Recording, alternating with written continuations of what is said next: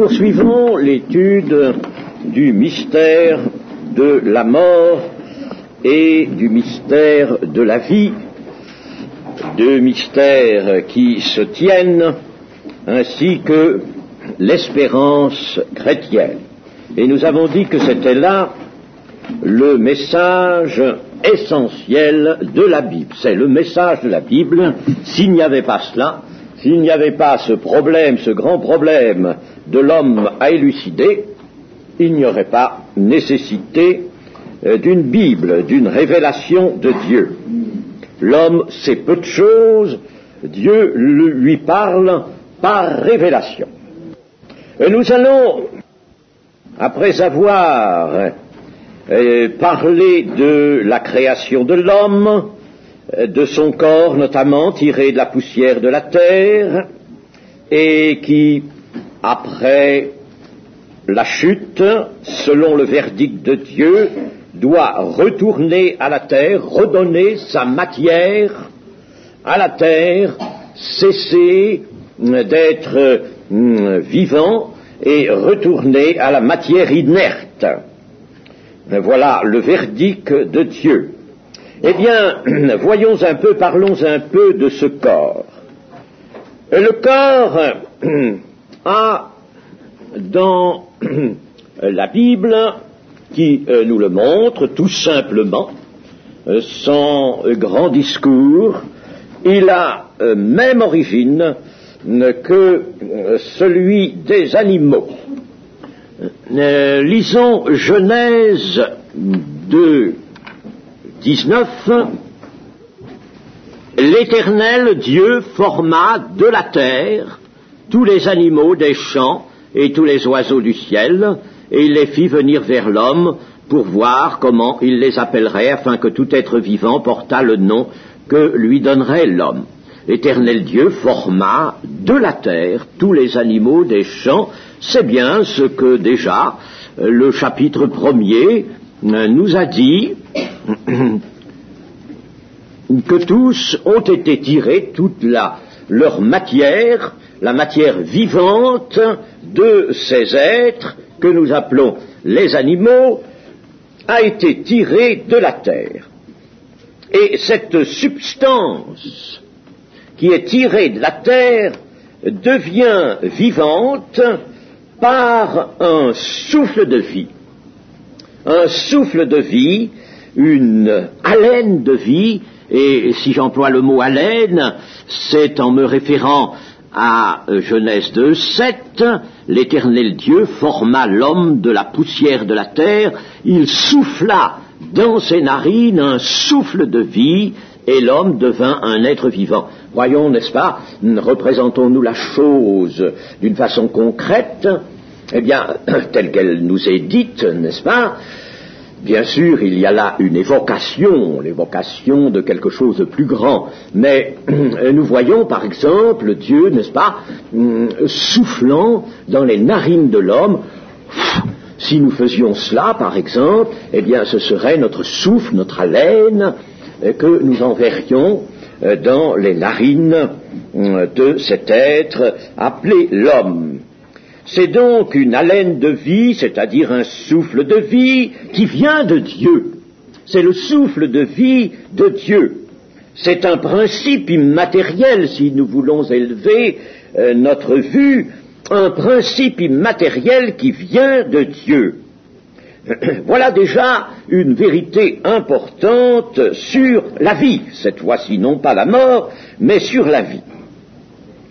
Dans les textes bibliques, les mots la ruach ou nefesh évoquent la respiration, l'air respiré.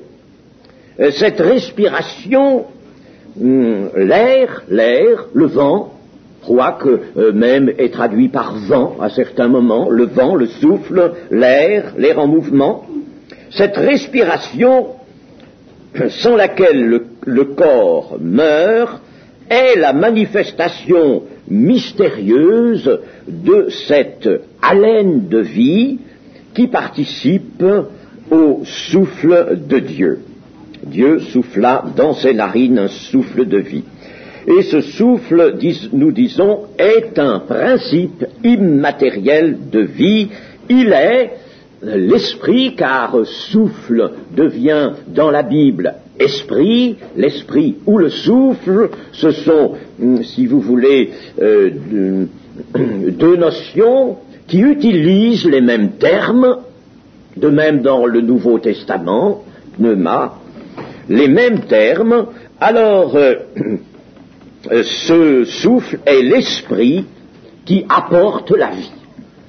Ainsi donc, il y a eu par l'Esprit de Dieu, qui est un souffle, vu comme un souffle, il y a eu là un don, le don d'un principe de vie, ce principe qui établit la vie dans un corps qui était inerte, n'est-ce pas? La création nous montre d'abord la préparation, la création, la préparation par Dieu d'un corps fait de la substance de la terre et qui est fait d'une matière inerte, et voici que ce souffle de vie vient communiquer la vie, animer cette sorte, si vous voulez, de statut inerte, n'est-ce pas, vient l'animer de la vie. Notons ceci, c'est donc, la Bible le confirmera dans toutes ses pages, c'est donc, la vie est donc bien un principe immatériel venant de Dieu, qui est étranger à la matière, qui a pour siège la matière du corps, mais qui est étranger à cette matière. C'est très important, et la science correcte, non pas la science des préjugés, non pas la science des marxistes, car il y a aujourd'hui, l'expression figure dans des ouvrages, des biologistes marxistes. Alors, c'est la négation de toute indépendance. Si un biologiste a le préjugé marxiste, est imprégné de marxiste, donc d'athéisme et de négation, eh bien, il ne peut pas être libre de voir les phénomènes tels qu'ils sont. Ce souffle de vie, Dieu peut le reprendre quand il veut. Nous avons, pour en juger, surtout le livre de l'Ecclésiaste et le psaume 104. Prenons par exemple déjà le psaume 104. Le psaume 104 et le verset 29. Tu caches ta face, ils sont tremblants, les êtres vivants, les animaux. Tu caches ta face, ils sont tremblants. Tu leur retires le souffle, ils expirent et retournent dans leur poussière. Ils redeviennent substance inerte. C'est bien donc ce souffle de vie qui maintient en vie, qui anime de la vie cette matière inerte dont les corps sont faits, tous les corps, animaux ou l'homme. Et si le souffle s'en va, il peut s'en aller, Dieu peut éventuellement le reprendre à lui, alors ils expirent, ils retournent dans la poussière, voilà la mort du corps, ces atomes redeviennent substances minérales, inertes, ne sont plus le siège de la vie. Pensons bien à cela, c'est que notre corps, comme le corps des animaux, est donc le siège, disons, d'un phénomène, si nous voulons parler un peu un langage scientifique, un phénomène, il est le siège d'un phénomène apporté par le souffle de vie, c'est-à-dire par un principe immatériel de vie venant de Dieu, qui est là à l'œuvre dans cette matière dont il fait son siège, dont il fait son champ d'action, si vous voulez, mais ce principe immatériel de vie n'est pas, lui, lié à la matière, ne fait pas un avec la matière, n'est pas entraîné par la matière, c'est lui qui anime la matière, et s'il s'en va, cette matière ne peut pas rester à l'état de matière vivante, à l'état de corps vivant, elle retombe à son origine dans la poussière de la terre. Ainsi donc, Dieu se propose, après la chute, dit à l'homme qu'il mourra, que son corps retournera à la poussière, c'est-à-dire qu'il lui reprendra le souffle de vie. Il lui reprendra ce souffle de vie. Alors, nous avons vu le psaume 104, voyons l'Ecclésiaste, le livre de l'Ecclésiaste, d'abord au chapitre 3, verset 18. Ce livre nous demande évidemment quelques réflexions. Nous avons eu au début de l'œuvre ici l'occasion de l'étudier. Bien loin déjà, mais nous l'avons étudié, ce livre de l'Ecclésiaste. C'est extrêmement intéressant. Verset 18. « J'ai dit en mon cœur, au sujet des fils de l'homme, que Dieu les éprouverait, et qu'eux-mêmes verraient qu'ils ne sont que des bêtes, car le sort des fils de l'homme et celui de la bête sont pour eux un même sort. Comme meurt l'un, ainsi meurt l'autre, ils ont tous un même souffle, et la supériorité de l'homme sur la bête est nulle, car tout est vanité, tout va dans un même lieu, tout a été fait de la poussière, et tout retourne à la poussière. Qui sait si le souffle des fils de l'homme monte en haut, et si le souffle de la bête descend en bas dans la terre? Et j'ai vu qu'il n'y a rien de mieux pour l'homme que de se réjouir de ses œuvres, c'est là sa part, car qui le fera jouir de ce qui sera après lui?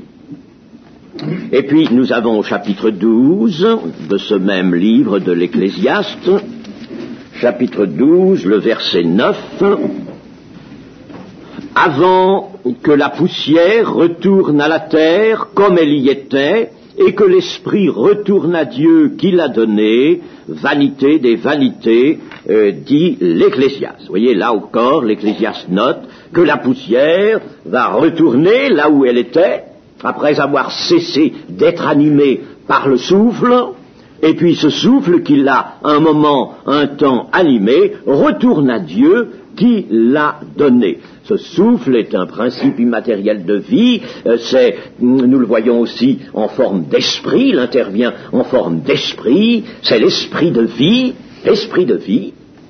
L'esprit de vie, l'expression figure dans le Nouveau Testament, c'est l'esprit de vie qui vient de Dieu et dont Dieu est seul, absolument seul, la source.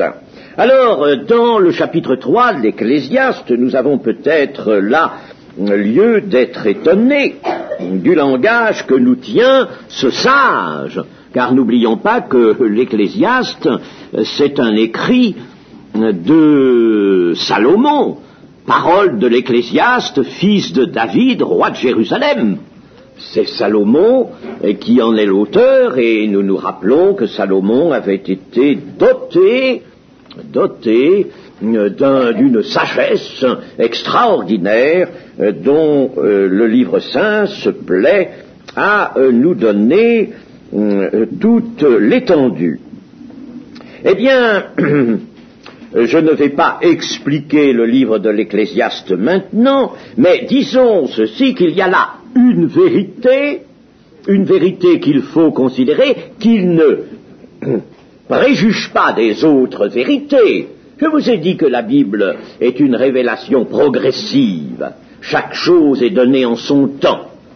Bien sûr, Jésus a été très peu connu de bien des Juifs, très peu discerné. Ne l'ont discerné que ceux qui véritablement, comme Siméon ou d'autres, avaient une vue en avant, une vue prophétique, et étaient des gens tout à fait dévoués à l'Éternel. Mais sur le peuple d'Israël, il y avait un voile qui ne peut se lever que lorsqu'intervient le complément de la révélation donnée à Israël, c'est-à-dire le Nouveau Testament avec la venue de Jésus-Christ. Eh bien, donc c'est progressif, ne nous étonnons pas que l'Ecclésiaste nous tienne ce langage. Il dit une vérité. Elle est peut-être dite d'une façon un peu froide là. Elle nous est livrée avec peut-être un manque total de précaution, disons, n'est-ce pas? Voilà une vérité crue, un peu crue peut-être, et qui peut nous faire un petit peu trembler. J'ai dit en mon cœur au sujet des fils de l'homme que Dieu les éprouverait et qu'eux-mêmes verraient qu'ils ne sont que des bêtes.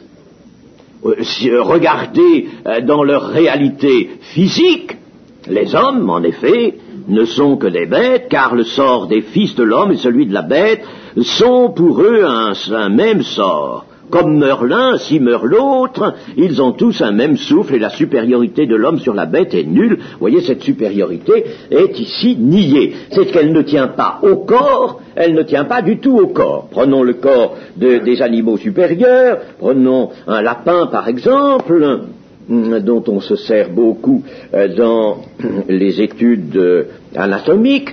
Eh bien, le corps d'un lapin est quasiment aussi perfectionné que celui d'un homme. Reste évidemment la question du cerveau, c'est très délicat. On peut reconnaître au cerveau de l'homme une supériorité sur celui de la bête, et notamment celui, par exemple, des singes, qu'on a souvent comparé à l'homme. Mais enfin, en gros, la supériorité du corps de l'homme n'est pas du tout à une chose que l'on puisse décréter lorsqu'on compare le corps d'un animal supérieur avec celui de l'homme.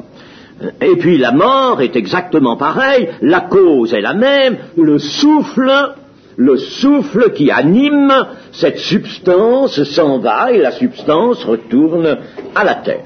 Ce qui fera la différence de l'homme, ou la supériorité, si vous voulez, de l'homme par rapport à la bête, cela sera dit ailleurs, autre part. Ici, l'Ecclésiaste ne voit pas cela, lui. Il parle du souffle de l'homme, fonction vitale qui anime le corps, et cette fonction, il la voit, il la constate, et c'est une sagesse, c'est une science qu'il a. Il la voit identique chez l'homme et chez l'animal. Il parle selon sa vue, selon, si vous voulez, son cœur humain, selon une vue limitée de l'homme qui regarde par lui-même, qui constate et dit, bien, on ne voit rien de plus. A priori, on ne voit rien de plus dans l'homme. Son être physique est pareil à celui de l'animal. Bien sûr, l'Ecclésiaste a entrevu autre chose, mais nous avons dit, quand nous avons étudié ce livre, l'utilité de ces constatations. C'est entré dans le canon des Écritures, ce livre est canonique, est inspiré autant que les autres, Dieu l'a voulu ainsi, mais dans la Bible, cela m'amène à vous dire quelque chose. Il faut savoir lire la Bible. Sous prétexte que la Bible est inspirée, n'est-ce pas, souvent, on la lit avec des idées fausses.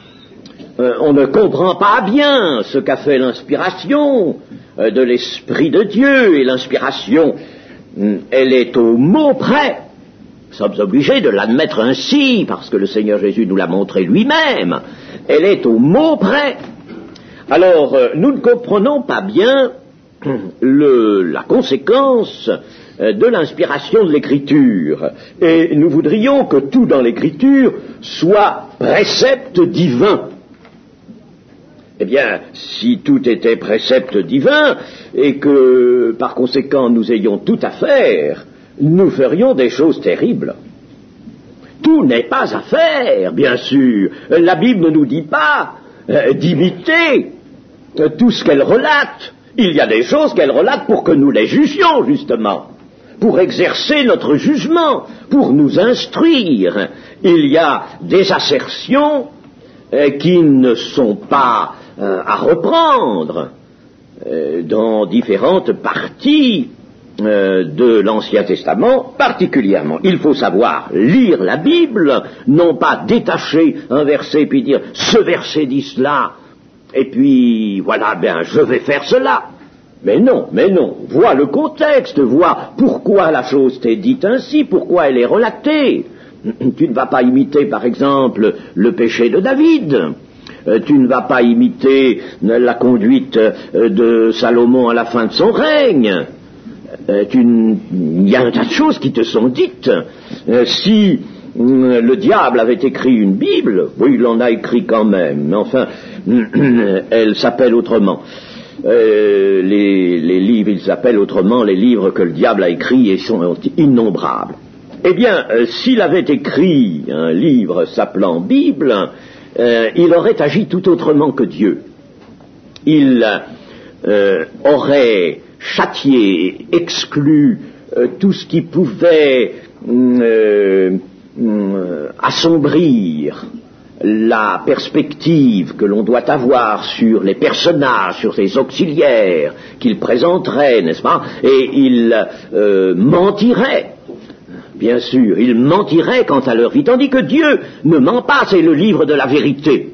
Dieu nous expose la vérité, ce qui a été bon, ce qu'il faut imiter et ce qu'il ne faut pas imiter, bien sûr, dans l'histoire qui nous est relatée. Ainsi, l'homme, qui est, nous l'avons vu, âme vivante, fait comme l'animal l'expérience de la mort physique, de la mort visible. Il fait cette expérience. Le psaume 89, verset 49, nous dit ceci: « Y a-t-il un homme qui puisse vivre et ne pas voir la mort, qui puisse sauver son âme du séjour des morts ?» Tous sont destinés à la mort, c'est le chemin de toute la terre depuis la chute dont nous aurons l'occasion de parler assez en détail. Cette mort physique est ainsi vue d'abord dans la Bible même de l'extérieur. Elle est vue comme le monde peut voir ce terrible événement qui fait tomber les hommes. Elle est vue, en somme, au niveau de la terre. Il y a là une dissolution de la chair avec disparition du souffle de vie. Et la question importante, essentielle, qui fera la différence qui est énorme, très grande, entre l'homme et les animaux, a simplement été esquissée dans la Genèse, et puis cette différence va apparaître de mieux en mieux au fil des pages et au fur et à mesure que la révélation de Dieu se complétera. Mais n'allons pas trop vite. Nous allons entrevoir maintenant ceci, c'est que dans l'Ancien Testament, il est question de l'âme, il est question de l'âme humaine. Et l'âme humaine, ce n'est plus tout à fait le souffle de vie, bien que ce ne soit pas loin, ce n'est plus tout à fait cela. Si le corps se dissout et s'il redevient poussière inerte, il y a quelque chose dans l'homme qui subsiste, et non pas dans l'animal. Il y a quelque chose qui subsiste, et ce quelque chose, on l'appelle d'abord l'âme. L'âme. Alors, si le corps retourne à la poussière de la terre, il y a donc dans l'homme une partie, quelque chose, il y a un élément qui, lui, n'est pas entraîné dans la dissolution de la matière et qui s'appelle l'âme. Alors, il faut tout d'abord recueillir cette pensée que l'âme survit au corps, et cela indépendamment de lui. L'Ancien Testament le laisse entendre, alors nous allons rapidement feuilleter les pages et regarder des textes nous sommes résolus, n'est-ce pas, à nous instruire par le moyen de la Bible. Le psaume 6, verset 6, verset 5, nous y lisons: Reviens, Éternel, délivre mon âme, délivre mon âme.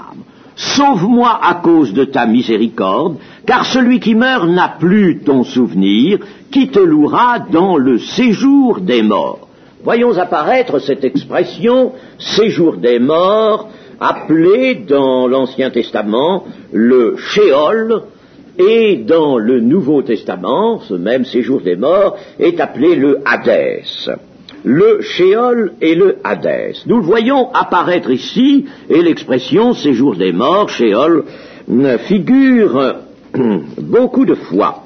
Lisons maintenant le psaume 16 et verset 10. 16, verset 10. Car tu ne livreras pas mon âme au séjour des morts, tu ne permettras pas que ton bien-aimé voie la corruption. Il y a là une parole qui est reprise par l'apôtre Pierre dans le livre des Actes pour parler de la résurrection du Seigneur Jésus. Elle est directement appliquée au Seigneur Jésus. Le psaume 30 et verset 4. Éternel, tu as fait remonter mon âme du séjour des morts. Tu m'as fait revivre loin de ceux qui descendent dans la fosse. Il y avait là une action de l'Éternel relevant David, lui faisant échapper à ses ennemis, et c'est ainsi que David s'exprime: Éternel, tu as fait remonter mon âme du séjour des morts. Certains considèrent ici que le mot âme, et dans bien d'autres passages, signifie ma vie. Tu as fait remonter ma vie du séjour des morts. Il est évident que dans l'Ancien Testament, il y a une grande difficulté avec ce mot âme qui vient dans nos traductions en français. Une très grande difficulté. C'est pourquoi il faut lire les textes, il faut en lire beaucoup, ne faut pas se hâter de conclure, d'établir des doctrines, il faut au contraire se laisser instruire par les textes bibliques et laisser l'Esprit de Dieu former dans notre cœur une notion qui sera certainement bonne. Le psaume 49, verset 16. Mais Dieu sauvera mon âme du séjour des morts, car il me prendra sous sa protection. Sauvera mon âme du séjour des morts. Et le séjour des morts ne désigne pas la tombe, le sépulcre. Évidemment, il y a une certaine connexité entre le sépulcre que l'on établit dans la terre, qu'en général, ou dans un rocher, mais il y a aussi, n'est-ce pas, le sépulcre ordinaire dans la terre, un trou creusé dans la terre, où l'on met le corps qui a cessé de vivre, et il y a une certaine connexité avec l'idée du séjour des morts qui est vue comme située dans les profondeurs de la terre. Mais il n'empêche que se dégage de l'écriture de l'Ancien Testament l'idée d'un lieu, d'un séjour des morts. Ce séjour des morts est lui-même enveloppé de mystère et restera enveloppé de mystère. Nous arrivons là à l'au-delà, ce qu'on appelle l'au-delà de la vie terrestre, et là, nous savons tout juste, le Seigneur nous a révélé tout juste ce qui était nécessaire pour nourrir notre espérance d'une résurrection et d'une vie future délivrée de la mort. Le psaume 139,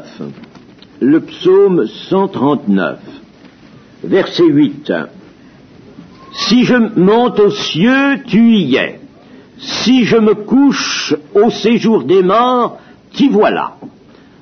Là, le psalmiste voit que Dieu lui-même peut visiter, peut assurer une certaine présence au séjour des morts. Au séjour des morts, t'y voilà. C'est-à-dire que là, le psalmiste voit qu'il ne peut pas échapper à Dieu.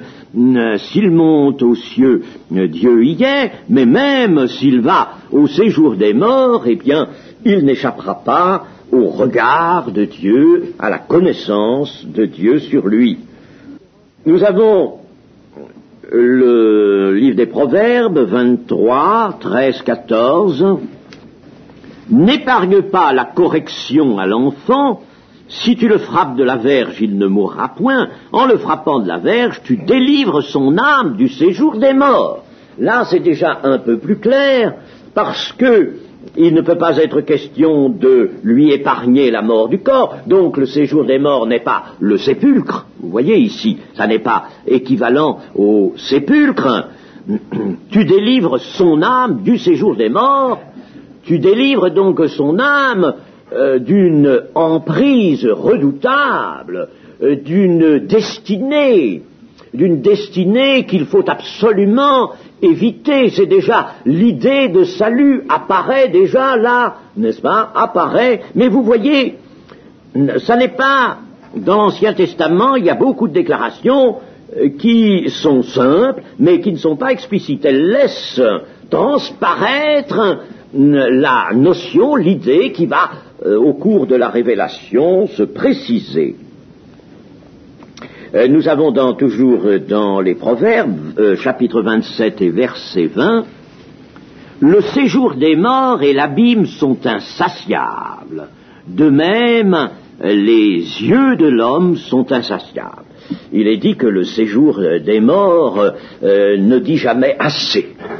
Il ne dit jamais assez. Il est présenté comme cet abîme, ce gouffre qui veut toujours engloutir, qui désire des vies. On a présenté quelquefois la mort sous l'aspect d'un être décharné, muni d'une faux, et qui vient faucher les vies, et qui a besoin de prendre les vies. C'est ainsi que la mort nous est présentée, et nous verrons la raison de cette pensée, de cette idée qui se fait jour dans la Bible, non pas la faux, non pas le squelette avec la faux, mais cette ardeur insatiable du séjour des morts.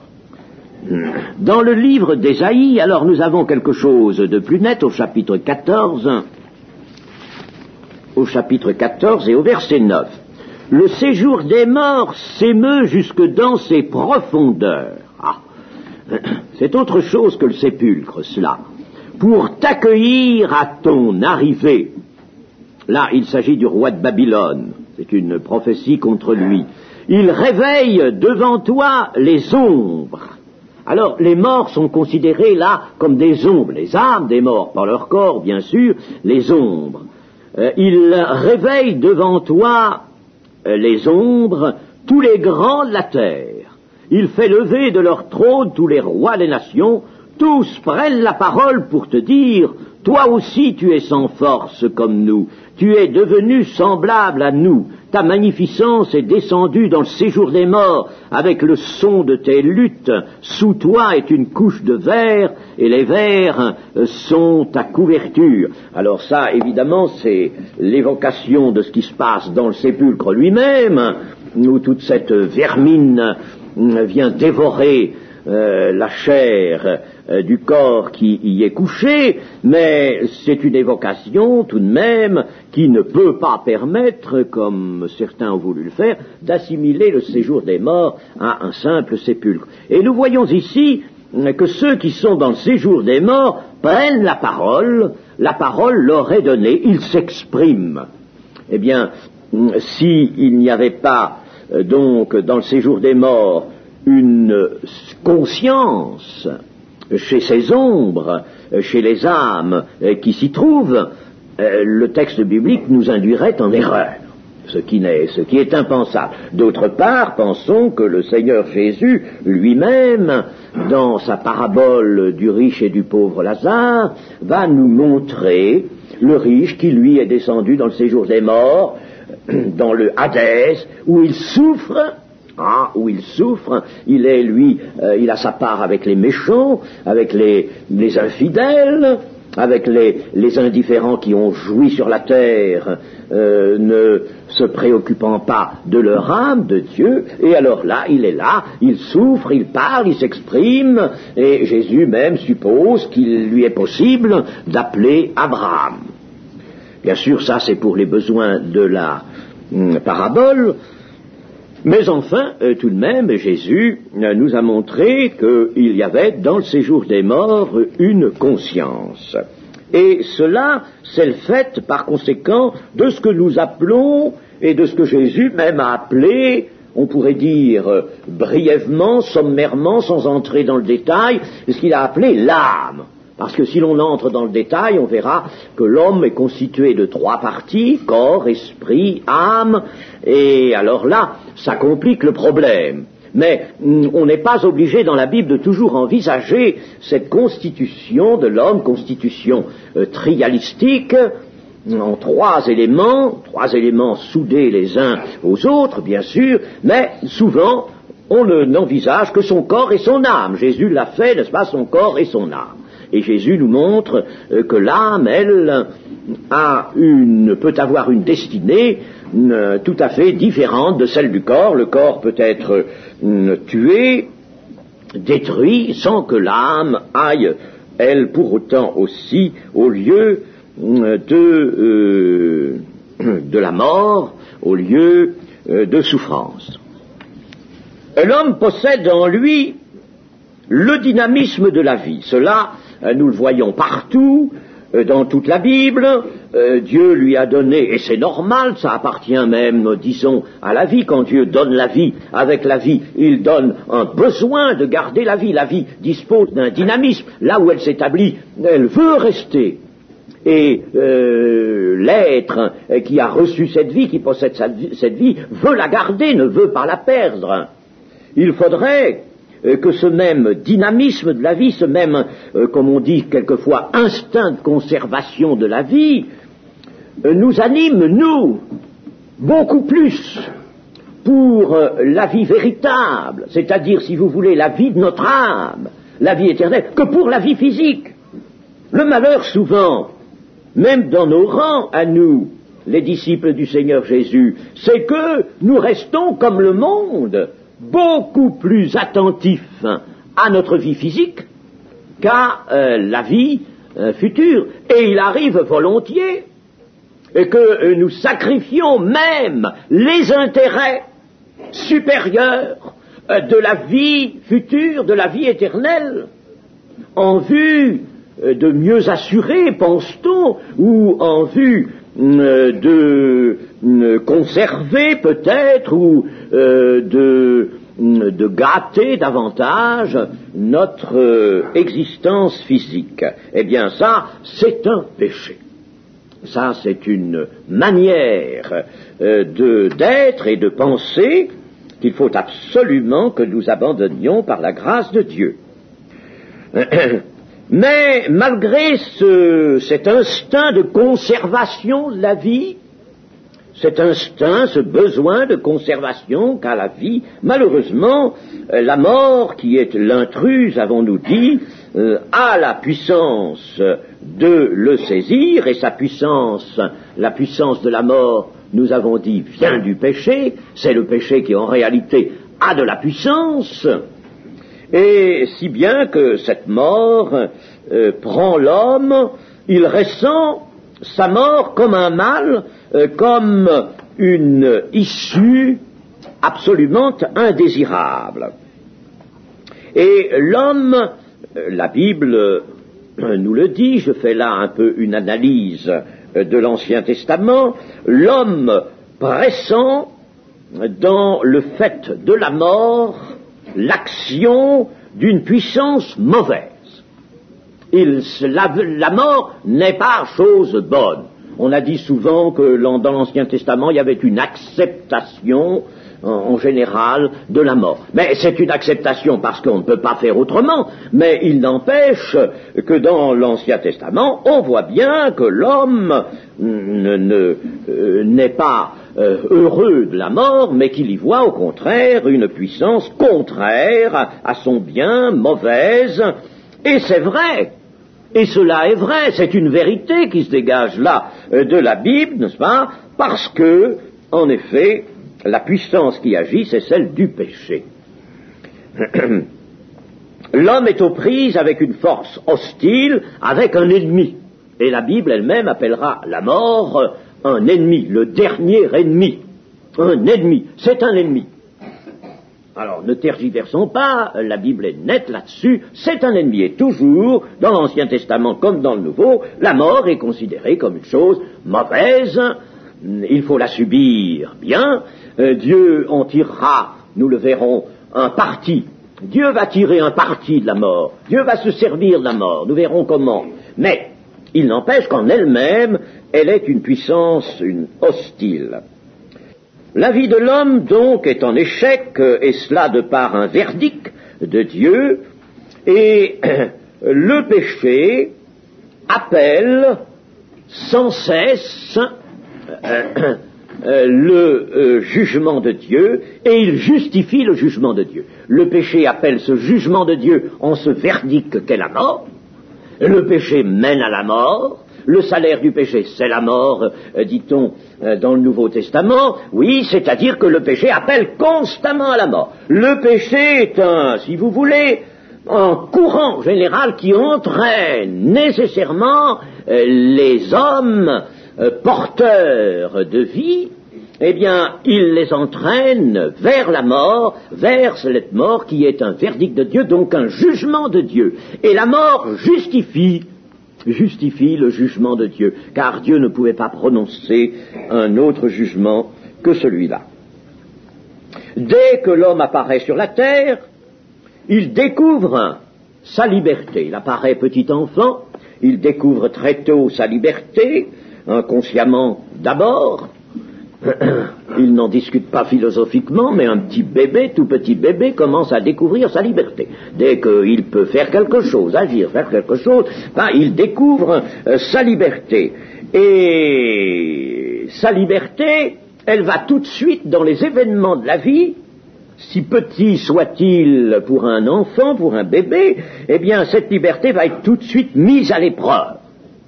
Et l'homme, devant cette épreuve, immédiatement, va fléchir, et nous verrons pourquoi, va fléchir comme Adam a fléchi, car une puissance se saisit de lui. Une puissance est là qui se saisit de lui. Et cela est tellement vrai que celui qui a été le sauveur, qui est le sauveur des hommes, lorsqu'il est venu sur la terre, et il fallait qu'il vienne dans une chair semblable à celle du péché, dans une chair exactement semblable à la nôtre, moins le péché, il fallait qu'il fût un germe juste, dit Jérémie, et pour cela, eh bien, Dieu l'a fait naître, même dans sa partie corporelle, n'est-ce pas, l'a fait naître sans père humain, sans qu'il y ait hérédité paternelle. Dieu est intervenu par son esprit, et pour lui donner tout de même participation à la chair d'Adam, à la chair des hommes, pour le faire entrer dans la masse humaine, il fallait une mère. Il fallait qu'il soit né de femme, n'est-ce pas, une mère, mais pas de père humain. Eh bien, nous voyons cela, cette puissance dans Romains 7.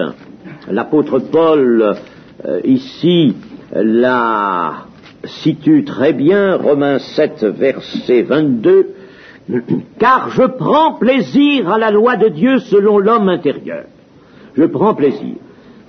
Mais je vois dans mes membres, dans mon corps donc, et même dans mon âme, l'âme étant le propriétaire du corps, l'âme étant tellement liée à la chair, mais je vois dans mes membres une autre loi qui lutte contre la loi de mon entendement. Si vous voulez, ici le mot loi a surtout le sens de puissance, une autre force une autre force qui lutte contre la force de mon entendement et qui me rend captif de la loi du péché qui est dans mes membres. Me rend captif. Quand Jésus viendra, il délivrera des captifs. Essentiellement, ces captifs-là, les captifs de la loi du péché ou de la puissance du péché. La puissance, c'est lui qui est puissant, le péché. Puissance du péché qui est dans mes membres. Misérable que je suis, qui me délivrera du corps de cette mort? C'est bien le corps qui est, lui, le siège de cette puissance. Cette puissance de péché, elle agit dans l'âme et dans le corps, elle se sert du corps. Nous avons dit l'autre jour que les démons cherchaient toujours un corps parce qu'ils veulent assouvir leurs envies et leurs convoitises par le moyen d'un corps. Il leur faut un corps. Eh bien, de même, le péché va assouvir, lui, les convoitises qui l'excitent, qui l'appâtent, par le moyen d'un corps. C'est pourquoi, conscient de cela, l'apôtre Paul dit qu'il me délivrera du corps de cette mort. Grâce soit rendue à Dieu par Jésus-Christ notre Seigneur. Ainsi donc moi-même je suis par l'entendement esclave de la loi de Dieu, c'est-à-dire je suis bien là dépendant de la loi de Dieu, et je suis par la chair du côté de cet être de chair, mais l'âme, je le dis, elle est complice de la chair, et je suis par la chair esclave de la loi ou de la puissance du péché. Eh bien, l'homme va naître esclave de la puissance du péché. Et cette puissance, le péché, l'apprête à la mort. C'est-à-dire, le péché, lui, converge vers cette conclusion qu'est la mort. La mort, c'est une conséquence inéluctable du péché. Alors, le péché a une puissance, il s'accumule, il agit, il continue d'agir, et nécessairement, il ouvre la porte à ce qui ne peut être que la fin, c'est-à-dire la mort. Ainsi, par la puissance du péché en lui, l'homme est aux prises avec la mort. Homme pécheur, il a en lui la mort, et l'Écriture dira même, il est mort. Il est mort parce qu'il a en lui la mort. Il a la mort en lui, il a le péché, il a la mort. L'avons dit l'autre jour, avec 1 Corinthiens 15, 55, que le péché, c'est lui qui a la puissance, la mort se sert, en somme, est actionnée par la puissance du péché, et le péché lui-même, j'ai expliqué comment, emprunte, lui, sa puissance à la loi de Dieu. Ah, il agit contrairement à la loi de Dieu, et c'est de là que lui vient sa puissance. Eh bien, alors, l'homme dans cette situation, l'homme pécheur, est mort. Nous naissons, en somme, morts dans un sens, dans un autre sens, nous naissons morts. Il nous semble que nous naissions à la vie, nous naissons à une vie qui, cependant, est déjà visitée par une puissance de péché, donc une puissance de mort. Vous étiez morts par vos offenses et par vos péchés, autrefois, avant d'être convertis. Maintenant, vous ne l'êtes plus. Ah, délivrés de la mort, n'est-ce pas? Vous ne l'êtes plus. Dans vos péchés, dans lesquels vous marchiez autrefois selon le train de ce monde, selon le prince de la puissance de l'air, de l'esprit qui agit maintenant dans les fils de la rébellion. Eh bien, cela nous amène à considérer par conséquent le péché qui est, lui, le fauteur de la mort, qui est, lui, la puissance qui fait intervenir la mort. On dit que le péché, généralement, est la transgression de la loi. C'est vrai, le péché est cela. Mais c'est un peu trop sommaire, cela. Il faudrait tout de même voir plus loin. Et, mes amis, dans l'Église, maintenant, pour notre bien, pour progresser, nous avons besoin d'une connaissance bien plus éclairée du péché que nous n'avons. Notre connaissance est trop juste, trop sommaire, trop rudimentaire. Et sans doute, nous n'avons pas suffisamment, par méditation de la Bible, vu clair sur toute l'étendue de ce mal qu'est le péché. Nous n'avons pas vu dans des situations qui sont les nôtres, quelquefois, de temps, ces situations mouvantes au travers de l'existence, nous n'avons pas pu souvent discerner l'état de péché, et pourtant il y était. Alors nous n'avons pas vu que nous étions, dans bien de ces situations, des offenseurs de Dieu, nous offensions Dieu. Et nous n'avons pas compris, par conséquent, que nous empêchions sa bénédiction. Et nous nous sommes questionnés, nous sommes dit, pourquoi, il me semble que tout va bien dans ma vie, il me semble que je n'ai rien à me reprocher, il nous semble que ma conscience est nette. Et nous étions, et nous sommes dans des situations qui ne peuvent pas se voir par les regards de Dieu, les yeux de Dieu, autrement que comme situation, que comme état de péché. Des états de péché. C'est-à-dire des états, nous allons voir, de résistance. Des états d'ignorance, quelquefois. Et ignorance de la volonté de Dieu, des états de résistance. Alors, dire que le péché est la transgression de la loi, c'est vrai, mais c'est trop sommaire. La loi, nous la voyons surtout comme la loi de Moïse, surtout comme le décalogue, loi morale, essentiellement, et puis nous n'allons pas beaucoup plus loin. Alors il faut tout de même voir les choses plus à fond. Cette transgression de la loi, qu'est le péché, en effet, eh bien, elle résulte d'un comportement de l'homme, d'un comportement général, d'un comportement d'ensemble de l'homme qui est faussé. Ce comportement de l'homme est faussé. Sa conduite, si vous voulez, est faussée par rapport à la volonté objective de Dieu. Et la loi nous éclaire, nous montre, nous dit la volonté de Dieu. Mais attention, la loi dans un sens large, la loi parfaite, la loi royale, pas le décalogue seulement.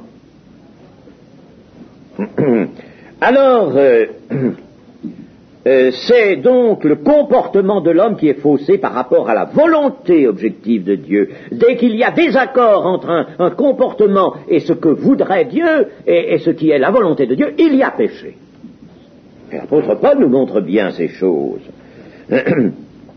Un comportement, en somme, qui résulte chez l'homme d'une pensée obscure, d'une pensée étrangère et opposée à la pensée de Dieu. Pensée obscure. C'est pour ça que pour faire des progrès et pour évincer de soi, de sa conduite, de son comportement, de son mode de vie, pour évincer les états de péché, les situations qui nous mettent encore dans un état de péché, il faut être éclairé. Parce que l'homme n'est pas un automate, et Dieu le veut saint dans l'intelligence, et par l'intelligence. Dieu ne veut jamais faire de nous un automate. Attention, gardons-nous de penser ça. Dieu ne fera pas de nous un automate. Il détruirait notre nature même, le plan créateur qu'il a lui-même brossé au départ. Et voyons un peu dans l'Ancien Testament, rapidement, les mots qui nous signalent précisément les caractères que revêt le péché au singulier. Il faut d'abord voir le péché. Les péchés sont des fautes, des actes qui découlent du péché, c'est-à-dire d'un mal qui est dans l'homme. Eh bien, voyons rapidement quelques mots de l'Ancien Testament. Il y a par exemple hata, qui est une faute, un manquement, une défaillance par rapport à une conduite que Dieu voudrait, que Dieu désire, c'est une autre conduite, c'est une conduite qui n'est pas celle que Dieu désire, c'est une défaillance, un manquement par rapport à une règle de conduite. Vous savez que l'apôtre Paul parle d'une règle de vie, eh bien c'est cela, une règle de conduite définie par Dieu, voulue par Dieu. Ah, il faut savoir quelle est cette règle de vie, cette règle de conduite qui correspond à la volonté de Dieu. Parce que tout ce qui est manquement est bien dans l'Ancien Testament vu comme péché. Il y a aussi avon qui est un égarement loin de la voie juste, loin de la voie de Dieu. C'est un détournement. On marche, mais dans une direction qui s'éloigne de la direction où Dieu voudrait l'homme. Il y a Pésa, qui est une résistance à Dieu, la résistance à Dieu, une résistance du cœur de l'homme. Le cœur de l'homme est dur. Le cou roide, c'est le cou roide des Hébreux, le cou roide qui résiste à Dieu. Voilà, toute résistance à Dieu étant donc péché. Il y a Sarar, qui est un verbe signifiant se révolter. Il y a Mara, qui est un verbe aussi, et qui signifie être rebelle à Dieu. Vous voyez, il y a différents mots, il y en a plus que je n'en citerai d'ailleurs. Il y a Bagad, qui est un verbe, être infidèle. Il y a un qualificatif qui est Raza. Ce qualificatif situe le pécheur dans sa culpabilité et dans son impiété. Le pécheur est vu comme un coupable et un impie. Il y a le mot ra, qui signifie le mal, du verbe ra. Le verbe ra, d'où vient le mot ra, le mal, le verbe ra signifie briser, corrompre ou détruire. Voilà l'action du mal, voilà le mal. Il y a le mal, n'est-ce pas, et là, installé, il brise, il détruit, il s'attaque à la vie. Il y a Aven, qui est l'iniquité. Il y a Save, qui est la vanité, plus ou moins bien prononcé, enfin peu importe, la vanité. Tout cela qualifie, vous le voyez, les différents aspects du comportement de l'homme se plaçant en dehors de la volonté de Dieu. Donc, en dehors de la vie. Si je suis en dehors de la volonté de Dieu, je suis en dehors de la vie, je suis dans l'empire de la mort. C'est pourquoi l'homme pécheur marche, c'est-à-dire vit sur cette terre, dans une voie mauvaise, c'est-à-dire dans une voie autre que la voie de Dieu. Et ce comportement engage la responsabilité de l'homme, bien que celui-ci ne puisse pas résister à la puissance du péché. C'est un problème assez délicat, celui-là. Il y a responsabilité. Dieu voit l'homme responsable. Pas toujours au même degré. Pas toujours au même degré. Et pas qu'il y ait des péchés plus graves que les uns que les autres, ça c'est une invention de la théologie catholique. Mais il y a des degrés de responsabilité, le Dieu est juste, mais l'homme est toujours, lui, responsable devant Dieu. Bien que l'homme, je l'ai dit, ne puisse pas résister à la puissance du péché. Mais Dieu lui-même examine l'homme tel qu'il est depuis la chute, il examine l'homme, il le regarde, il voit tous les fils de l'homme, un par un, aucun ne lui échappe, et il intervient dans un certain sens qui doit permettre à l'homme de vivre autrement qu'il ne vit et peut-être d'être déjà en grande partie soustrait à l'empire du péché. Et l'homme constate Dieu constate qu'en fait, l'homme est vraiment mauvais depuis sa naissance. Voyez ce que dit Genèse 8, verset 21.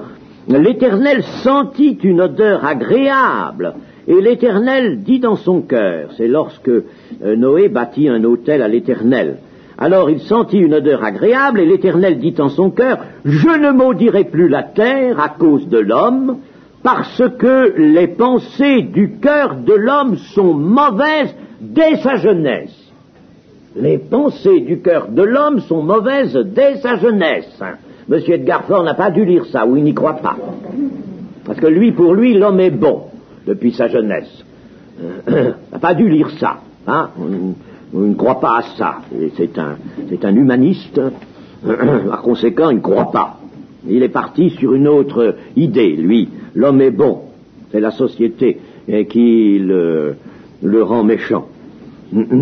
Alors, parce que les pensées du cœur de l'homme sont mauvaises dès sa jeunesse. Et je ne frapperai plus tout ce qui est vivant comme je l'ai fait, tant que la terre subsistera, les semailles et la moisson, le froid et la chaleur, l'été et l'hiver, le jour et la nuit ne cesseront point. Si bien que Dieu a fait une alliance de vie, non seulement avec Noé, mais avec tout ce qui a vie sur la terre, et là, Dieu fait part de sa résolution à ce moment-là, après le déluge, il fait part de sa résolution d'intervenir. Il va faire quelque chose. Donc c'est là déjà une nouvelle ouverture du salut.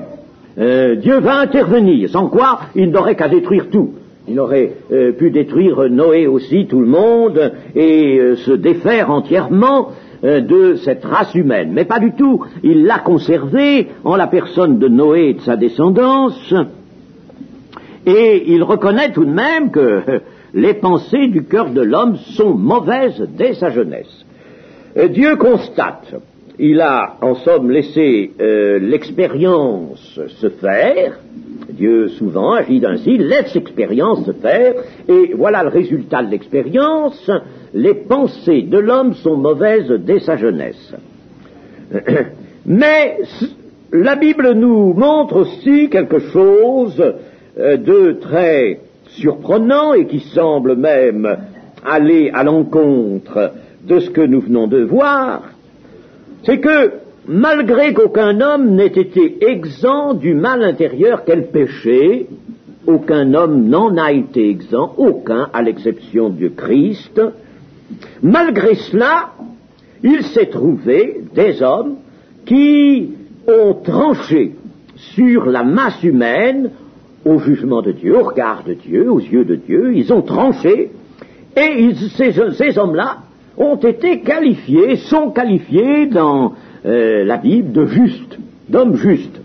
Ce sont, par exemple, Enoch, c'est Noé, appelé juste dans le Nouveau Testament aussi, Abraham, Moïse, Job, Daniel, et même David, le prophète Élie. Voilà un certain nombre d'hommes qui sont qualifiés justes. Voyons cela dans Ézéchiel 14. Ézéchiel 14, verset 13. Fils de l'homme, lorsqu'un pays pécherait contre moi, en se livrant à l'infidélité, et que j'étendrais ma main sur lui, si je brisais pour lui le bâton du pain, si je lui envoyais la famine, si j'en exterminais les hommes et les bêtes, et qu'il y eût au milieu de lui ces trois hommes, ici il n'en est que trois, mais il y en a d'autres, trois hommes, Noé, Daniel et Job, ils sauveraient leur âme. Par leur justice, dit le Seigneur l'Éternel.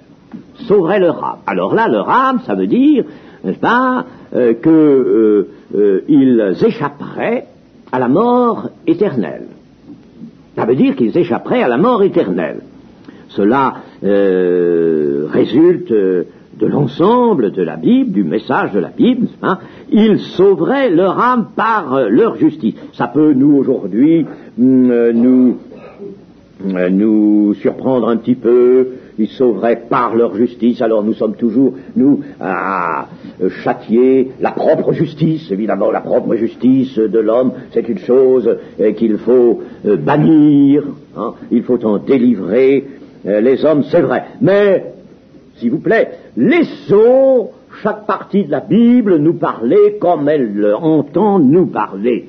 Il faut prendre tout le message, c'est vrai, mais ici, ils sauveraient leur vie, leur âme, par leur justice, c'est-à-dire par cet état de justice dans lequel ils sont, et cela à la vue de Dieu.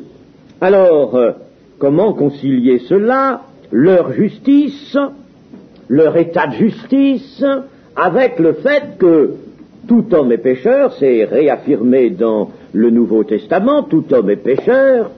Alors, ils ont été eux aussi pécheurs. Nous ne le voyons pas beaucoup pour certains, comme par exemple pour le prophète Daniel. Nous ne le voyons pas pour Enoch. Nous le voyons pour Abraham. Nous le voyons pour Moïse. Nous le voyons pour David. Nous l'avons vu même aussi un peu pour Élie. Il y a là un affaiblissement qui est par conséquent quelque chose en dehors, si vous voulez, à proprement parler de la justice, d'un état de justice. Mais nous ne le voyons pas toujours. En tout cas, lui, Dieu le voit. Ils sont tous, eux, des hommes de la même espèce que nous et pécheurs. Mais leur justice, qu'est-elle?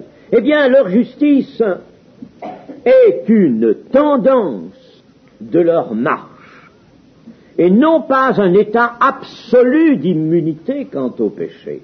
Ça ne veut pas dire qu'ils soient exempts du péché, mais ce sont des hommes qui se sont engagés dans une marche, et cette marche a un sens, toujours le même, une signification, même s'ils ont trébuché sur une pierre et ont pu se blesser. Ils ont repris leur marche et ils étaient animés par une foi qui les faisait toujours reprendre la marche dans un même sens, dans le sens qui plaît à Dieu, et c'est cette tendance à leur marche qui leur est reconnue comme une justice, un état de justice. Accidentellement, ils peuvent se trouver en faute.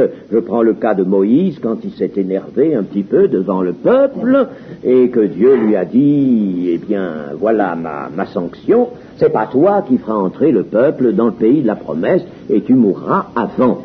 Eh bien, c'était peut-être à nos yeux peu de choses, mais enfin c'était une faute, c'était une offense à Dieu. Il avait manqué à honorer Dieu devant le peuple.